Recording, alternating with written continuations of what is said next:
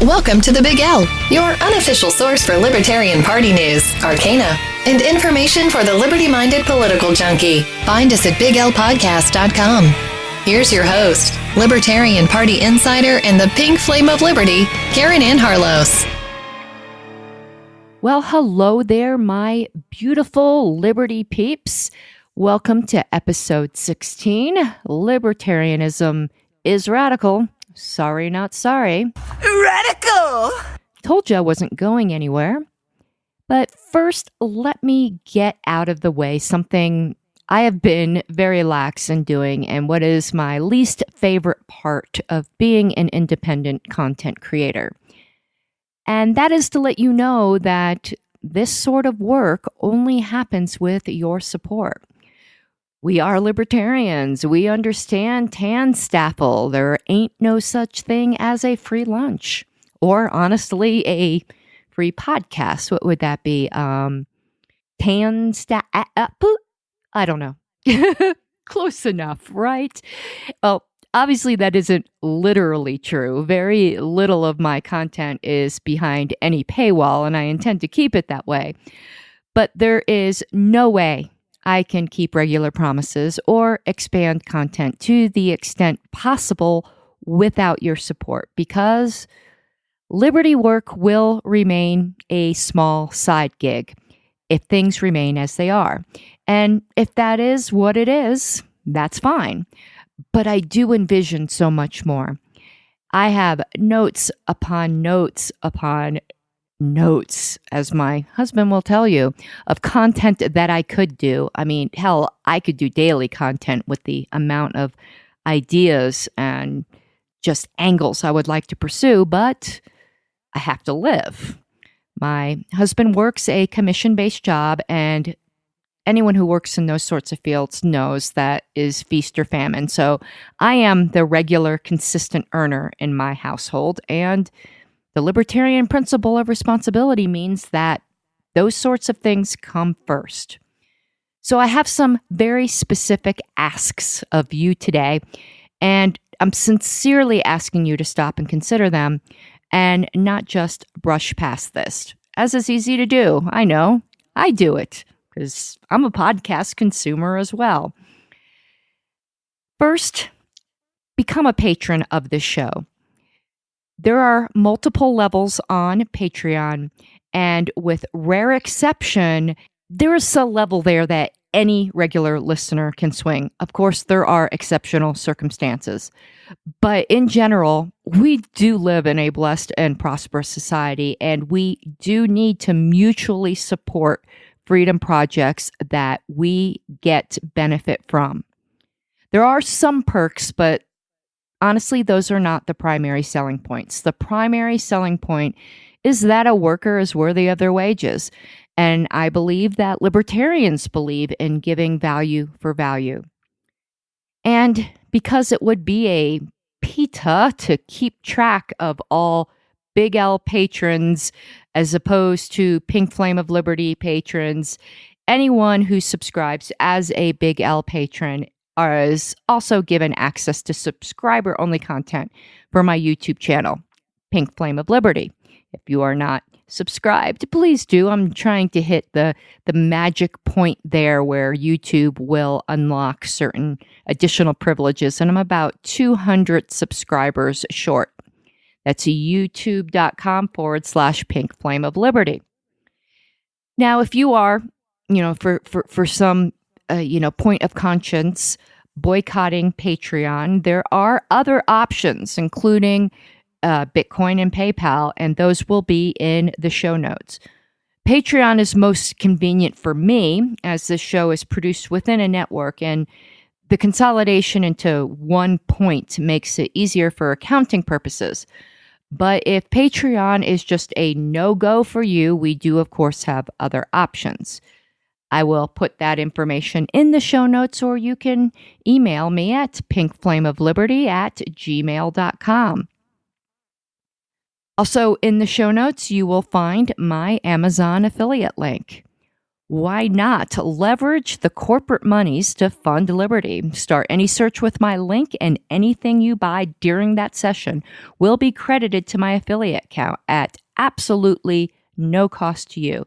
It will happen completely invisibly. So I have sort of a token link to a fun product in the show notes. And if you just start there when you begin your Amazon session, just go to that page and do your searches starting there. It will help me out greatly. And again, any purchases in that session will be credited to my Amazon affiliate account. And seriously, folks, birds are not, in fact, real. Alrighty, the business portion is done. Just ask you once again to please encourage and support me with your support. Sometimes I feel like a terrible capitalist. I can ask without fear or trepidation for others, but when it comes to asking for myself, I hold back, and that's something I need to get over. Last episode, I dealt with some very personal issues and tied them into the idea that there is a humanitarian responsibility to healthy freedom. That is, that the choice between Libertopia and Thunderdome is very real. And honestly, I was not sure how that episode would be received. And I was tremendously and pleasantly surprised that it did, in fact, truly hit a nerve, and that others were also struck by the truth that is often before our very noses, but we miss it. That nearly every question thrown at us, in fact, has a subtext. And if we do not realize that, we will never competently answer the questions of the watching world. And if you recall, as an example, I used the infamous "but who will build the roads?" and argued that it never is about that. It's always about something else. More specifically, about who and why will we help the poor and the disadvantaged. Also, last time, when I shared how rough things had been for me recently, that was not yet the totality of it. Within the past few months, my brother also suddenly died. And then within a week, I had to put down the best dog I ever had. Whew. And thought I could say that without, once again, choking up. That was probably one of the top 10 hardest things I've ever had to do. She had been with me through some extremely rough times, but did live a very full life to the age of 22 years old. And we have since adopted another senior, another dachshund, this time a long-haired tweenie named Skippy, and he's doing very, very well. So adopt, don't shop. Remember that. So now, as I'm getting back to the series on the key points of the Radical Caucus as an example of the ideological heritage of this party and its heart, if we are going to be true to its founding and to the statement of principles, I found that there are a few things still to clear up from the prior episode in this series. So it would be 2 episodes ago, in which I said natural rights are utilitarian, or are they? So here I'm going to do something shocking, absolutely shocking. Here's your trigger warning. We libertarians are a reactionary bunch, and we are also terrible listeners. We tend to listen just long enough to get the gist of what's being said. We fill in the rest with our preconceptions, and then we just get upset. We love to get lathered up. It is our superpower, and I get it.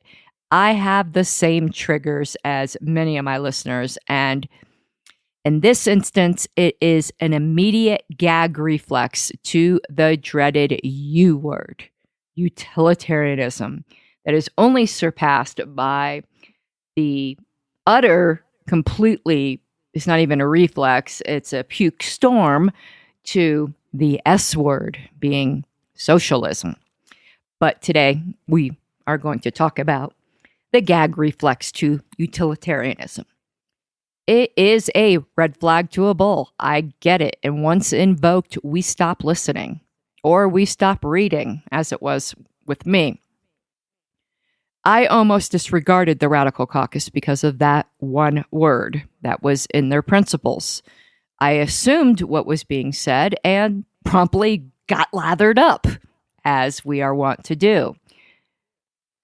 But because I just knew there was something deliciously enchanting about the sheer shock value of being a quote-unquote radical, I gave it another chance and really listened to what they were saying. Now, when I presented the same ideas on this podcast, some of my listeners did exactly what I did. They heard the word and got lathered up. And I don't think really listened to what I had to say. So let me ask you to listen. I'm going to read some objections posted on the Big L Podcast Facebook page by a few friends of mine as emblematic of the misunderstandings that I think many people had. So I'll quote some of them and, do ad lib response. Okay, first one said, by implying that individual rights are virtuous because they provide the greatest good for the greatest number, you're introducing a fatal contradiction. If that is the case, rights are no longer individual and may be submitted to some collectivist value that someone else claims produces the greatest good for the greatest number. That is the way to lose the value of the individual. Rather, individual rights must be seen as proceeding from the nature of the individual human being. That is, because human beings are individuals who must think and act on their individual knowledge in order to live in the world, and thus must be free to act on it. Individualism is the basis of liberty. The benefits of liberty come naturally from its purpose. Thus, we hold these truths to be self-evident that all men are created equal and endowed by their creator with certain unalienable rights. Have these rights because they, and I'm kind of reading two objections together. I didn't separate them on here from the two different speakers, but they're all of one theme. So I will continue.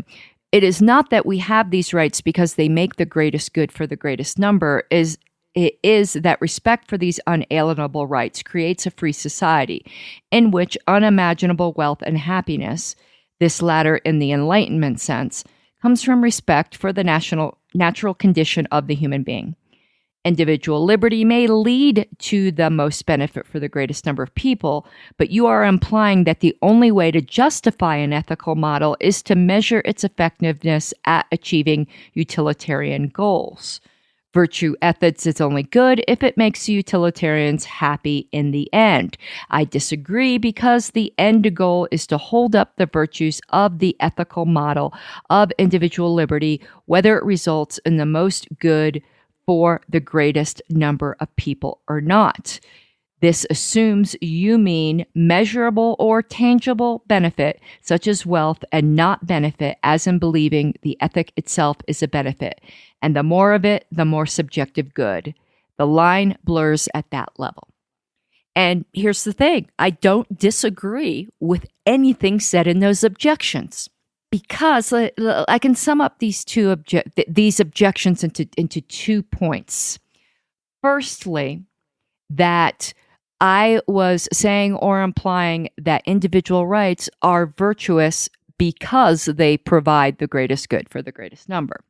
And secondly, the only way that individual rights can be justified is because they provide the greatest good for the greatest number. And the thing is, neither I nor the Radical Caucus said any such thing or implied any such thing. And I'm going to try to explain it again in other words, but hold it clear that those conclusions are not what I was implying or, in fact, what I said. In fact, I made it very clear on that podcast that I'm a hard deontologist. Utilitarianism, or the greatest good for the greatest number, does not even factor into my personal system of ethics. But I do believe that holding to a deontological model of ethics does, in fact, lead to overall and over time the greatest good for the greatest number of people. My deontological grounding is not correct because it leads to that. That result just happens to proceed from that. And that does make logical sense, because it would be a very odd reality where doing the right thing led to general misery. And I would still hold it, even if it did, but I would not be quite so eager to proclaim it. So I did not say that individual rights are good because of X. I said that they are good and they lead to X.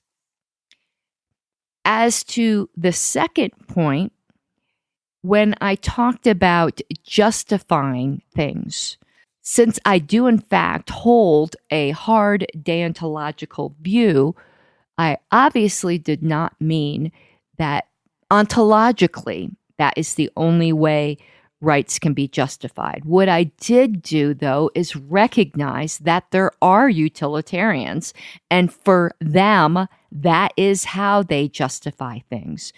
And that while we can have these wonderful arguments about our different justifications and grounding, ultimately, it is a distinction that doesn't make a pragmatic difference, because doing right will produce good. That was basically it.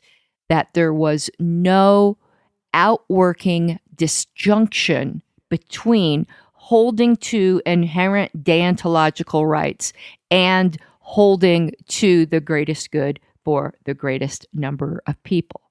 Priority to me is, in fact, the unarguable, unassailable justness of natural rights.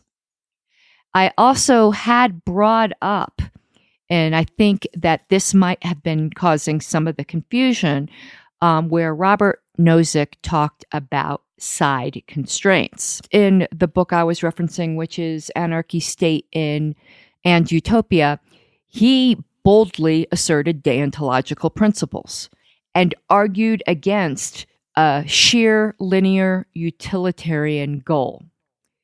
But he affirmed that having a utilitarian goal was desirable and was not, in fact, in conflict as long as the processes had side constraints, as long as they were deontologically constrained, meaning that you can choose the course of action that would have the greatest good for the greatest number of people as long as you did not violate the deontological constraints. And why would you not do that? That is all that was really being said. And it perhaps is so simple that we want to make it more complicated. And of course, we want to get lathered up. Let me summarize even a bit more this idea of side constraints from Nozick. He argued that it is desirable to have a goal G, and goal G is the minimization to the extent possible of the totality of rights violations. And that is a somewhat utilitarian goal. And it does, in fact, as you note, assume that not violating rights is what is good and violating rights is what is bad. So that's why I said a somewhat utilitarian goal. But that in achieving that goal, one must have side constraints C. And those would be, does not violate the rights of others. And now let me quote him directly. This view differs from one that tries to build the side constraints C into the goal G. The side constraint view forbids you to violate these moral constraints in the pursuit of your goals, whereas the view whose objective is to minimize the violations of these rights allows you to violate the rights constraints in order to lessen their total violation in society. Now, as an aside, this is where I often have disagreements with other libertarians, because they talk about reducing the net total of aggression as if that is something that can be quantified. As I like to quote my friend Thomas Knapp, how many murders equal a rape, or so on and so forth. You can't quantify things in that manner. You can only say rights are violated or rights are not. You cannot put them into one pot and have a net sum total of the rights violation extant on Earth at any one time. This argument comes up very often in things such as the universal basic income, where people will argue that it will lessen the total amount of aggression because it will eliminate certain agencies. And the argument as to how it talks about it will shrink the state. But that should never be the question. The question should be, will it initiate fresh aggression where it did not exist before? If it doesn't, then it doesn't violate side constraints, and yes, that would be a desirable path. If it does, and I'm convinced it would in fact do so, because generally speaking, it would eliminate ways people are avoiding taxes right now, and I think tax avoidance is a good thing, and I have the same objection when it comes to the quote-unquote consumption tax, fair tax, or whatever you'd like to call it, and that is absolutely unacceptable because it initiates fresh aggression. You cannot say that that is acceptable because it lowers net aggression. Net aggression is a chupacabra. You cannot possibly compute that. So now, back to Nozick. He asks, isn't it irrational to accept side constraints C rather than a view that directs minimizing the violations of C? If no violation of C is so important, shouldn't that be the goal? How can a concern for the non-violation of C lead to the refusal to violate C, even when this would prevent more extensive violations of C? What is the rationale for placing the non-violation of rights as a side constraint upon action instead of including it solely as a goal of one's actions? And he answers his questions by saying, side constraints upon action reflect the underlying Kantian principle that individuals are ends and not merely means. They may not be sacrificed or used for the achieving of other ends without their consent. Individuals are inviolable. Amen and amen. I would like in the future to get into just a little bit of a discussion of anarchy state and utopia a bit further, because I believe, as I mentioned before, when I was still a minarchist, holding on to that last desperate grasp to justify a state, when I was starting to find the anarchist arguments very convincing, I had known there was this holy grail out there. There was this book that was the ultimate defense, and this book was going to be my savior. So I read it, and it had the exact opposite effect. While I admire Nozick, as you can tell, I hope, by how often I mention him tremendously, I do not think he succeeded in justifying an ultra-minimal state, and Nozick basically made me an anarchist, or at least freed me, or freed isn't even the right word. It took away the last life preserver to hold on to minarchy, because I read what was supposedly, the gold standard in refuting anarchy without using straw men. In fact, it strongmanned the argument, and it just simply did not convince me. And I'm actually somewhat convinced that most people that hold this book out, some particularly belligerent minarchists that I'm thinking of, the way they hold it out makes me suspect that they have not read it. So now, after that actually lengthy prelude, we're getting into the new material to continue on with the points from the Radical Caucus. So the two things we will be dealing with today, and I would have loved to have broken them up into separate episodes, but they go hand in hand. It's impossible to separate them, at least I believe, are the points of radical abolitionism and principled populism.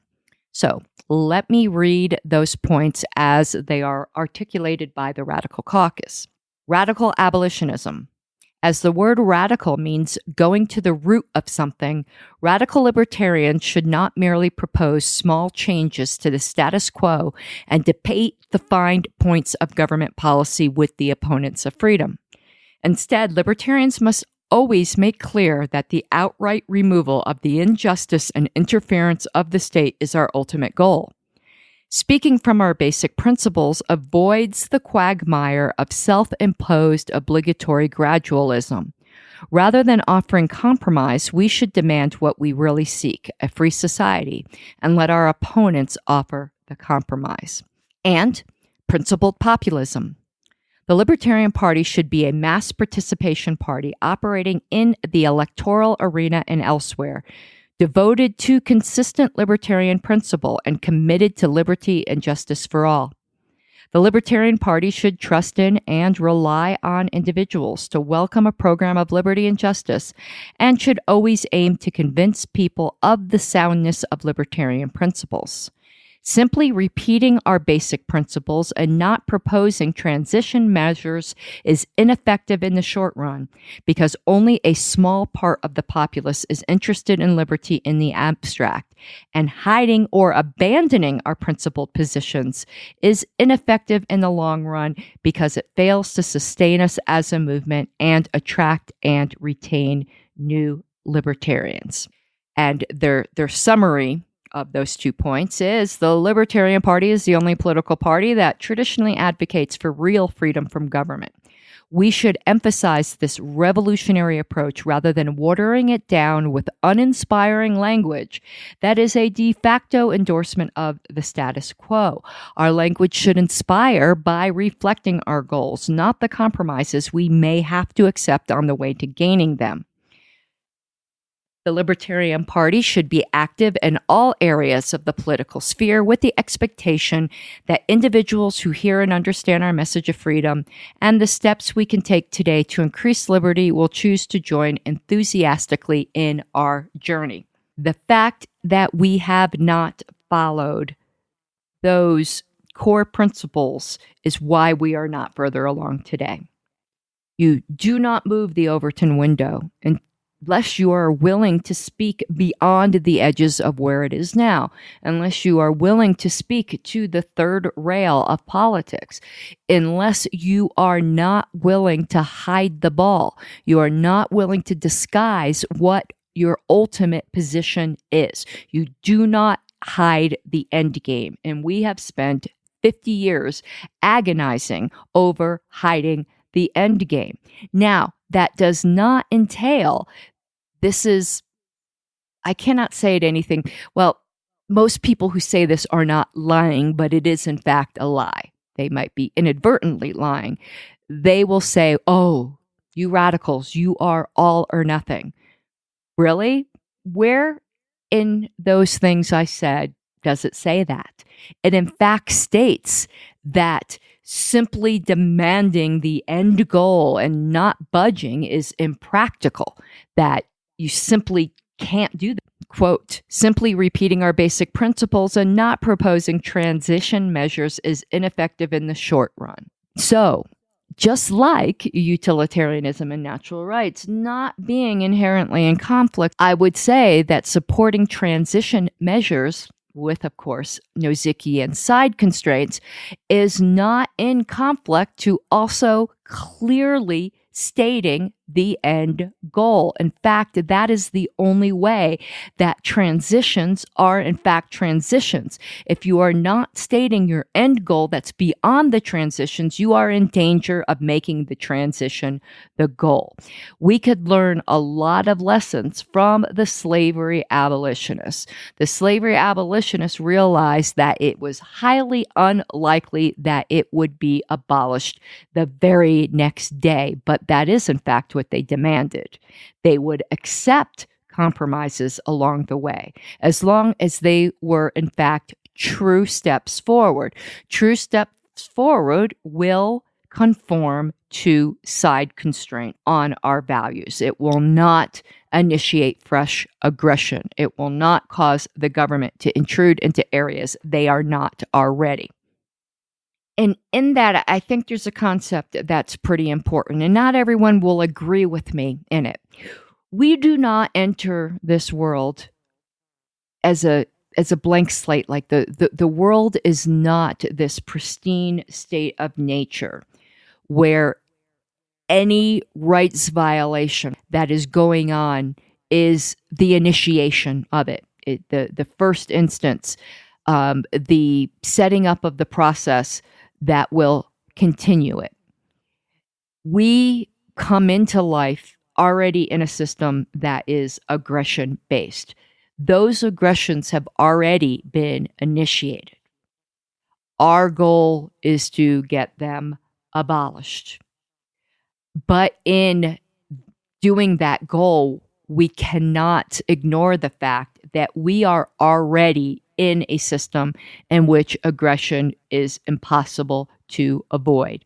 Every single thing you do involves participating in the aggression that has already been initiated. And that does not make you the aggressor. It just makes you realize that freedom is not a suicide pact, and it is impossible unless you go basically to the top of a mountain somewhere and revert to caveman, basically, to completely avoid being a beneficiary in some sense of the aggressions that have already been initiated. And thus our goal must be not to initiate fresh ones. And I think this is where there is a philosophical disjunction with hardcore voluntarists of the sort of the Wendy McElroy school, who will say voting is aggression. No, voting is a system that is already set up, and we can use the system that already exists to bring down that very system. Now, I understand not everyone will agree with that, but that is the way, even if it's not articulated in that manner, it is the way that political libertarians intuit, at least, their involvement. So back to the subject of always being clear about our goal, yet be willing then to take the transition steps along the way to get there. The reality of this is the reason why I say radicals, those who do not hide the ball, are the only true pragmatics. Because the only way, if you take pragmatism not as synonymous with moderate, which unfortunately is what some people do, but if you take pragmatism in the sense it's intended, it meaning that which works, the only thing that works in achieving the end goal is to never hide the end goal, but be willing to take actual steps toward it without taking any actual steps back. When people will say something like that, they'll mock your end goal. Say, that is utopian. That is not realistic. That will never happen. We have to aim for X. They are conflating and confusing two entirely separate things, and we need to insist that this not happen. They are conflating the goal and the alleged utopian nature of the goal with the process to get there. And the two things are entirely different. And what they are, in fact, doing is making the process the goal. And that is accepting and, in fact, celebrating aggression in some sense. That having aggression as part of your end goal is perfectly acceptable. And it is, in fact, not in the libertarian paradigm. There was an author, Eileen Creditor, who analyzed the abolitionist movement, specifically the Garrison wing of the abolitionist movement. And I'd like to quote some of her observations because I think, as Murray Rothbard did as well, that they are very, very pertinent to today. And Eileen wrote, "It follows from the abolitionist conception of his role in society that the goal for which he agitated was not likely to be immediately realizable. Its realization must follow conversion of an enormous number of people, and the struggle must take place in the face of the hostility that inevitably met the agitator for an unpopular cause. The abolitionists knew, as well as their later scholarly critics, that immediate and unconditional emancipation could not occur for a long time.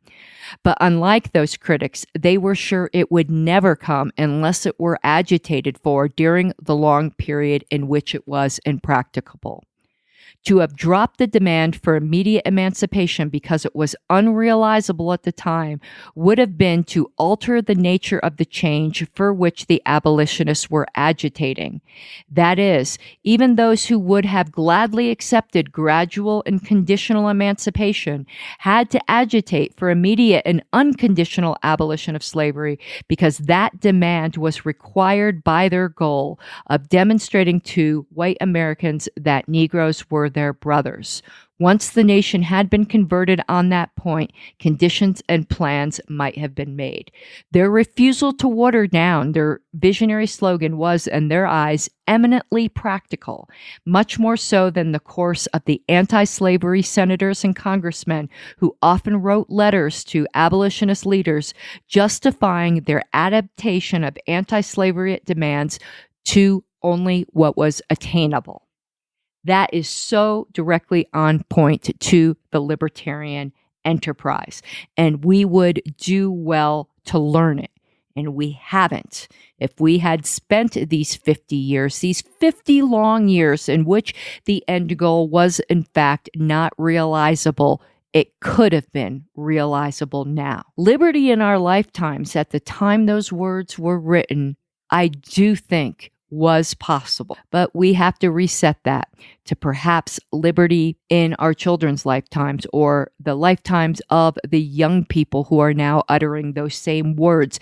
If they follow that sort of principle, they will have the same success as the abolitionists. And I will quote Rothbard on this point. "If the primary and overriding goal of the libertarian movement must be the victory of liberty as rapidly as possible, then the primary task of that movement must be to employ the most efficacious means to arrive at that goal. To be efficacious, to achieve the goal of liberty as quickly as possible, it should be clear that the means must not contradict the ends. For if they do, the ends are being obstructed instead of pursued as effectively as possible. And for the libertarian, this means two things. He must never deny or fail to uphold the ultimate goal of libertarian victory, and he must never use or advocate the use of unlibertarian means of aggression against persons or just property of others. Thus, the libertarian must never, for the sake of alleged expediency, deny or concede his ultimate objective of complete liberty, and he must never aggress against others in a search for a world of non-aggression." This also has a strategic benefit that lawyers know well. When you enter into a negotiation, you do not start the negotiation with what you know you would settle for. You ask for the moon. You ask for everything. And you make those you are negotiating with, your opponents, move towards you rather than you moving towards them, though it might appear that way. Let me give you what cannot happen, which is what does happen between the Republicans and the Democrats. If the Democrats are in power, they will say, we want a 30% tax increase. And the Republicans say, no, we want a 30% tax decrease. And eventually where things end up is a 10% tax increase. And the Republicans count that as a victory because it is 20% less than the Democrats asked for. But it is not a victory because it's moving in the opposite direction that they had hoped for. A victory would be getting a 10% tax cut, because even though it fell short of the 30% that they claimed they asked for, it still was something that moved towards their goal and not towards the goal of the opponents. This is, in fact, how to do politics with principle as the party of principle. And it leads directly into the final and, to some people, the most controversial point in this series of points we are dealing with, and that is no particular orderism, which will be what we will tackle in the next installment of the series. But before then, I had promised to get into some of the controversies that had come up during the last LNC meeting, and it seems more have come up even since then, and I'd been wondering how to go about going through some of these without just being, dull as reading a Xerox manual. And since that time, another event happened, and that is that Chair Nicholas Sarwark had debated Dave Smith in the Soho Forum. And a lot of the issues and controversies were also brought up during that debate.